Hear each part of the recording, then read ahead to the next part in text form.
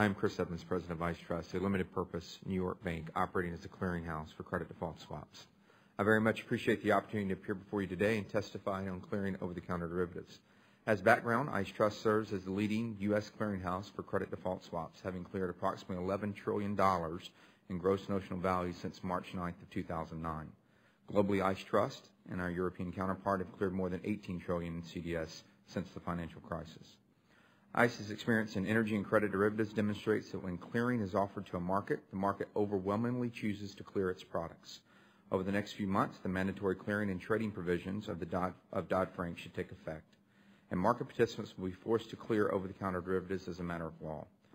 While ICE supports the clearing principles of Dodd-Frank, we respectfully submit that the regulators responsible for determining which contracts must be cleared should consider any mandate carefully. ICE believes the best path to meet this goal is to allow clearinghouses and market participants to find the best way to clear markets within defined principles, as opposed to promulgating prescriptive rules. In addition, regulators should make certain unnecessary regulatory hurdles and other impediments are removed.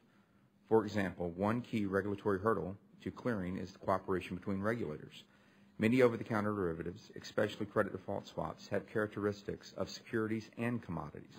Close regulatory cooperation between the CFTC and the SEC is necessary and required by law in order to make sure market participants have legal certainty, including bankruptcy certainty. This is particularly important in regards to portfolio margining, allowing security-based and commodity-based derivatives to be held in the same account and margined in a holistic manner and subject to a single bankruptcy regime.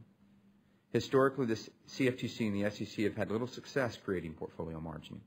Without portfolio margin relief for CDS specifically, the unintended regulatory divide will create significant and noticeable setbacks for the implementation of Dodd-Frank. Appropriate regulation of clearinghouses is of utmost importance to the financial system.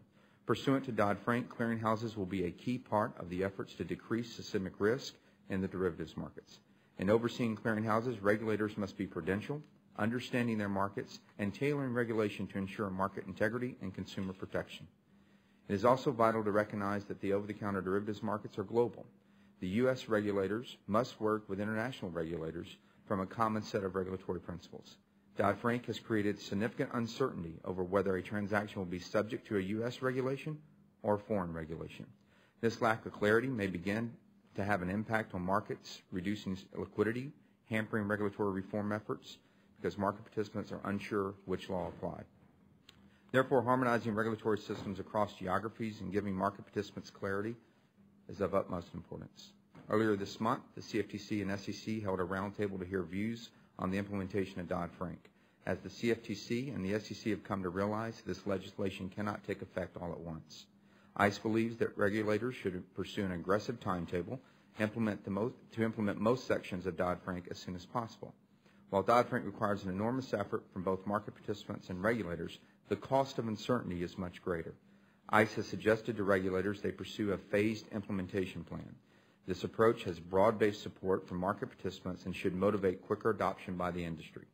Flexibility is central to meeting the implementation goals.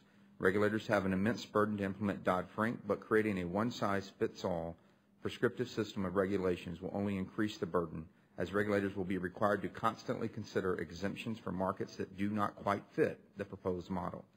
Likewise, market participants will have an easier time meeting implementation goals if they have the freedom to meet the goals of Dodd-Frank without radically modifying their operations to meet prescriptive rules. Mr. Chairman, thank you again for this opportunity to share our views with you. I'd be happy to answer any questions you or this committee may have. Thank you. Mr.